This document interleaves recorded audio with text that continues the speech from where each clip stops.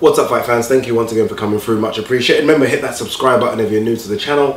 If you're not new and you've come back to watch another video, repeating myself, I know, but thank you very much. Alright, Del Boy is back this Saturday, Monaco, Monte Carlo. He fights for the European heavyweight title against Agit Kabayel, a guy I can't be honest, I've got to be honest, sorry, I don't know too much about, but it's an interesting fight, right? Agit Kabayel is unbeaten. I think he's had 16 fights, 12 wins by knockout. But again, at that level, I mean, most heavyweights in the world coming up, if you're anything decent, will have that kind of record, that kind of knockout record. It's just standard, right? Until you maybe get into deep waters and fight decent opposition, you will have an unbeaten record, 16-0, 17-0, if you're a decent prospect. And according to sort of media articles I've read, he's a decent prospect. But I guess this is all about Derek Chisora and where Derek Chisora is. Obviously he's 33. It's coming off gimme fight against Filipovic. That was before, sorry, that was after the Dylan White performance. A fight that, sorry, a fight that I actually thought he won. I watched that Dylan White Derek Chisora fight about 5 or 6 times, highlights, the full thing, and I think Derek Chisora won that by a couple of rounds. I can understand how people will score to Dylan White, but me, the way I score fights, Derek Chisora won that. And I almost feel with Derek Chisora, there's two things. First of all, let me clear something up. I've done a couple of videos and everyone's kind of said, add a fanboy, Derek Chisora. You're a fanboy, you're a fanboy, you're a fanboy. And you know what? I am guilty as charged. I am a fanboy of Derek Chisora, and for two main reasons. I'll give you them now. So I started a channel called Box Talk. Most people, you would know about it. I don't know, like 4 years ago, me and my guy Ryan. And at the time, we were reaching out to everyone, sort of begging for interviews, even just to come down, whatever. Come down to your training camp. Can we see you? You know, can we talk? And no one got back to us. And Derek Chisora and Don Charles did. They said, yeah, come down. They didn't know who we were. We weren't nobodies. Come down. We went down. We filmed. We spent all day with them. Almost a kind of behind the scenes thing. And honestly, it's difficult not to appreciate and respect someone that does that. It's difficult not to root for them in fights. Obviously, you want to stay impartial and be on the fence, but it's very difficult to when someone's reached out to you like that. And he would always tweet us. He'd always put our link in. So he would say release something, especially leading up to the Tyson Fury fight. Would release statements, or the Dylan White fight, and he would say at Box Talk as well. So people would like then follow us or get to know us because of him. So yeah, I am very fond of him in terms of what he's done for us. But regardless of that, I think boxing's a sport where you get a lot of fighters saying, I'll fight anybody, I really would. And then you know through whispers and speaking to people that are in the know that they don't really want to fight them. They think maybe it's too rare, the money's not enough. Derek Chisora honestly seems like a fighter that would fight anyone. And I think his record kind of says that. I mean, Vitaly Klitschko's on there. Obviously David Haye, when David Haye was considered a very, very serious puncher's on there. Tyson Fury is on there. There's a few big ones on that resume that suggest that he will fight pretty much anyone, right? I to an extent, obviously he's not an idiot, he'll need to get paid, but the money's right, Derek Chisora will step in the ring. And I feel like that's almost like a throwback to maybe what it was before.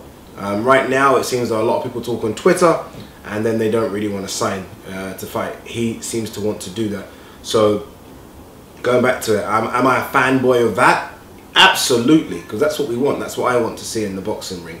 But then you've also got to be very honest and very realistic about it as well. Derek Chisora's, I think, lost 7 times. So every time, really, he's stepped up, he's lost. Every time he's kind of taken an opponent that would maybe take him on to a world title fight or a world title eliminator or whatever, he's kind of lost that fight. And that's I think that's difficult for him to take. And I guess when you think of how good Derek Chisora is, it's kind of difficult to judge him above European level. And you've got to be honest, like I'm good friends with him, but you've got to be honest, above European level is kind of where he is. Fringe world level maybe, but world level I don't think he's there. And at 33, same trainer in Don Charles, I don't think he's ever really going to get there. There's not much you can teach an old dog. As they say, you can't teach an old dog new tricks, and I think Derek Chisora is at that stage of his career now where his style is his style. If it wins, it wins. If it doesn't, there's not much else he's going to provide in the fight. And I always look at Derek Chisora and I always think he's a fighter that isn't very good at anything. And I mean this very humbly, Derek, if you're watching this. But I don't look at Derek and think he's got a great jab. I don't think he's got power. I don't think his footwork's great. There's not much speed. But what he does have in abundance is sheer will and determination. And if you could almost give that sheer will and determination to some of these really good, skillful fighters, that would be awesome machine. They just don't have what he has. He has that sheer will, he has that heart, he has that dedication. And I think it's what's put him or made him competitive in fights that people thought he would get destroyed in. I mean, Vitali's one of them. I thought he beat Hellenius. I think the only real bad performance on that record, and I was there watching it live, is the second Tyson Fury fight. I'm not quite sure what happened. I think I was in his training camp for that fight, and I thought he overcooked it in training. I don't know if you guys remember, but the fight was postponed a couple of times. I think once because of Chisora, once because of Fury. I don't even remember that, when Fury was then sort of supposed to fight Ustinov, then he pulled out a fight in Ustinov. So the fight was delayed a couple of times, and I think Derek Chisora, rather than just kind of take his foot off the pedal, almost he got into tremendous shape, and I think there was just no energy, there was no gas in the tank, and I think Fury absolutely destroyed him. I actually thought Derek Chisora might retire after that. I thought that he might call it quits, but he didn't. And then we saw what a year later we called a really good performance against Dylan White, who was was quite a big favourite to beat him. He's had good performances as well. Malik Scott was one that springs to mind. I think Malik Scott was unbeaten at the time. Kevin Johnson, another one, a decent performance against a durable, tough competitor in terms of Kevin Johnson. But this is a big one for me, and it's a big one because this is one he's supposed to win. This is one that puts him still on the map. There are still big-ish fights out there for him. I mean, I look at Chisora, and I think could Chisora hang with someone like a Bermain Stavern? Yeah. I mean, could Chisora get the big Dylan White rematch? Absolutely. Could he win that fight? Yes. I mean, we're talking the likes of Joshua and Wilder, no, but could Chisora hang with Joseph Parker? I think so. So there's avenues they can take to potentially get him a world title shot. If he wins, and if he wins his next big fight after that. I'm not trying to say he wins this and then you give him Joseph Parker, but I'm saying you win this, maybe one or two more, then why not Joseph Parker? I think Matchroom have shown that they can do it.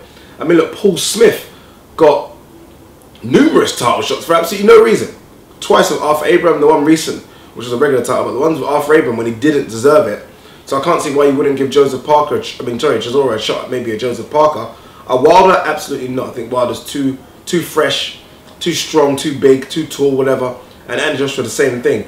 But someone like Joseph Parker, same kind of height, same kind of style, I'll give Chisora a chance against him. But back to this fight, I think Chisora wins this. I think it's a lot closer than people will make it out to be because they don't know this kid's name. I think the kid's fresh.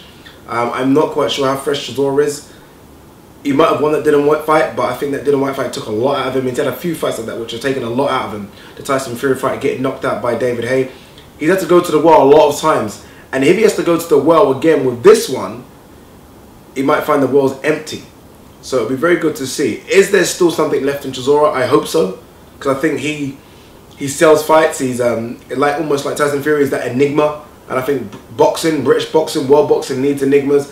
And I think you can match him up against pretty much most fighters in the top 10, minus maybe the top 2 or 3, and he's very competitive. So I think someone like that needs to stay relevant, needs to win, and I hope he does win on the weekend. But what do you guys think? Derek Chisora, how do you kind of rank him? European, fringe world level, British level? Let me know what you think. Peace.